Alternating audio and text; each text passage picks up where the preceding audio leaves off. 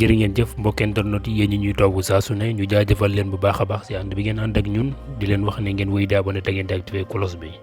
kàddu yi ñuy fas yéene yëkkati nii jógee si ki nga xamante ni moo di El Malick Ndiaye di secrétaire national à la communication di Pastef les Patriotes nekk tamit coordinateur Pastef bi département bu Linguère. moom moomee nag di El Malick Ndiaye di confirmer ne ki nga xamante ni moo di président Ousmane Sonko mi yóbbu nañ ko fi nga xamante ni moo di kaso bu Cap Manuel.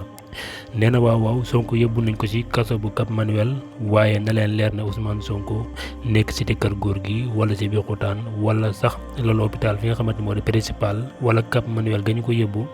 ak fu mu ci mënta nekk njuréef li leen lekk la Ousmane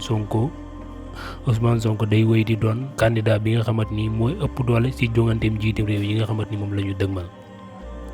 donte ñi mu ko seqal dañu ko tooñ salfaañi ak xam ak yelleefam nee na Sénégal rek ngay gis njiital langum politique gu mag gu mel ni Pastef ak jëwriñam ji nga xamante ni mooy Bassirou Diomaye Faye ñu tëj leen fi nga xamante ni moo di ci kaso gi.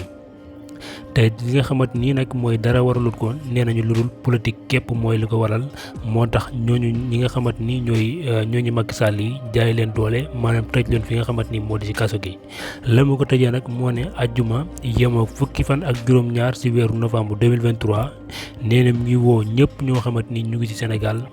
ndax nag bis boobee nag mën nañ ne mooy bis bi nga xamante ni si la ñuy gën a moomee suñu bopp ba faw ndax démocratie Sénégal dinañ ko yee ndax démocratie boobee nag bu ñuy wax te mosuñ koo jëfee bis boobee nag si la ñuy am li nga xamante ni mooy démocratie fii si Sénégal kàddu yooyu nekk yoo xam ne di El Malick Ndiaye nekk secrétaire national bu parti bii di Pastef.